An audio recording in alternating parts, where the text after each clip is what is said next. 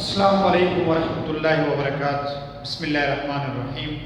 الحمدللہ رب العالمین والعاقبۃ للمتقین والصلاۃ والسلام علی سید الانبیاء والمرسلین۔ عزیز طلبہ، اسلامیات فرسٹ ایئر لیکچر نمبر 10، اور آج ہمارا ٹاپک ہے ناموس رسالت۔ ناموس رسالت کے ٹاپک میں 7 ذیلی ہیڈنگز ہیں۔ اس کا لفظی معنی اور مفہوم کیا ہے، اصطلاحی مفہوم کیا ہے، ناموس رسالت کی کیا ویلیو ہے، ناموس رسالت اور قرآن، ناموس رسالت اور حدیث، ناموس رسالت اور سنت، ناموس رسالت اور پاکستانی قانون۔ سب سے پہلے ہم لفظی معنی اور مفہوم کی طرف آتے ہیں۔ رسالت، عقیدہ رسالت۔ رسالت تمام انبیاء اور رسول کے لیے یہ لفظ استعمال ہوتا ہے۔ ناموس، عزت، احترام، توقیر، عظمت۔ تو ناموس رسالت کا مطلب ہے انبیاء اور رسولوں کی عزت، انبیاء اور رسولوں کا احترام کرنا۔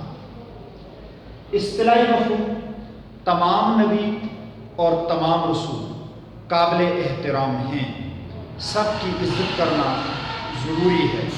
کسی نبی اور کسی رسول کی توہین کرنا اگر جان بوجھ کر کی ہے تو کفر ہے، بھول کر نادانستہ کی ہے تو یہ گناہ کبیرہ ہے۔ اگر کسی شخص نے نادانستہ کی ہے، بھول کر کی ہے، غلطی کا ارتکاب کیا ہے تو وہ اس گناہ کبیرہ سے علی الاعلان توبہ کرے، اور کسی نے جان بوجھ کر کی ہے تو یہ شخص دائرہ اسلام سے خارج ہو جاتا ہے۔ ناموس رسالت کی اہمیت۔ ناموس رسالت بھی ایک بنیادی نظریہ اور تصور ہے۔ تمام انبیاء کرام قابل احترام ہیں، قابل عزت ہیں۔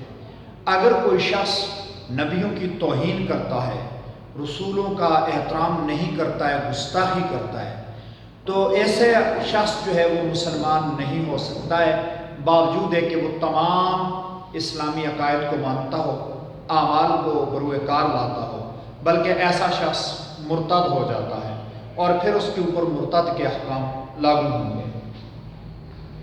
ناموس رسالت اور قرآن۔ قرآن مجید فرقان حمید میں رسولوں کی عزت اور توقیر کے لیے بہت ساری آیات مبارکہ ہیں۔ ان میں سے ایک آیت مبارکہ سورۃ احزاب آیت نمبر 57 آپ کے سامنے کوٹ کرتا ہوں۔ ان الذین یؤذون اللہ ورسولہ لعنهم اللہ فی الدنیا والآخرہ وأعد لهم عذابا مہینا۔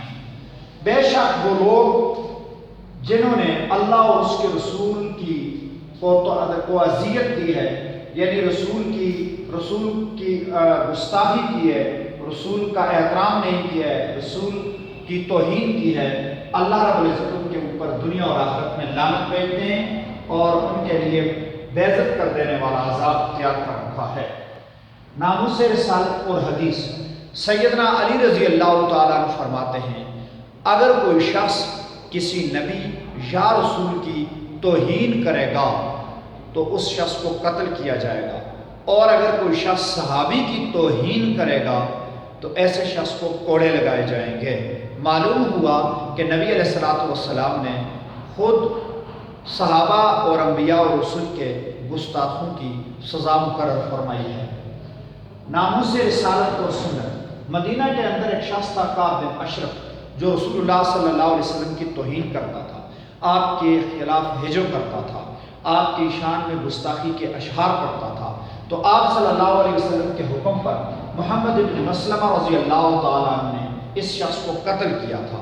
تو نبی علیہ الصلوۃ والسلام کے حکم پر نبی علیہ السلام کے دور میں ایک گستاخ رسول کو قتل کیا گیا۔ تو معلوم ہوا جو شخص کسی نبی اور رسول کی جان بوجھ کر توہین کرتا ہے، ایسے شخص کی سزا قتل ہے، سزائے موت ہے۔ ناموس رسالت اور پاکستانی قانون۔ پاکستانی تعزیرات کے اندر بھی ناموس رسالت کو بطور قانون شامل کیا گیا ہے، اور جو شخص اس قانون کو توڑتا ہے اور وہ انبیاء کرام یا رسول کرام کی توہین کرتا ہے، گستاخی کرتا ہے، تو اس کے لیے سزا مقرر ہے، جو کہ اس سیکشن کے اندر موجود ہے۔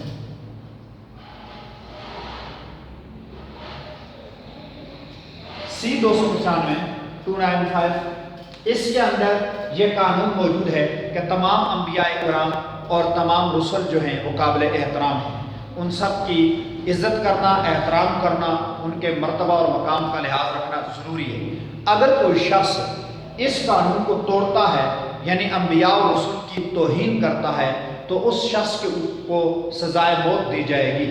اور اگر کوئی شخص اس جرم کا مرتکب نہیں ہوا ہے، کوئی دوسرا بندہ اس کے اوپر الزام تراشی کرتا ہے اور پھر یہ جرم ثابت نہیں کرتا ہے، تو جس شخص نے جھوٹا بہتان باندھا ہے اس کے لیے بھی وہی سزا مقرر ہے جو گستاخی کرنے والے کے لیے سزا مقرر ہے، کیونکہ یہ ایک تو بہتان باندھنا بڑا گناہ ہے، دوسرے کی جان کو ضائع کرنے کا ارادہ کیا ہے، اور اس کے ساتھ ساتھ دوسرے شخص نے تو گستاخی نہیں کی تھی، لیکن جس نے الزام لگایا اس نے تو گستاخی کر دی، لہذا اس کی سزا جو ہے وہ سزائے موت ہے۔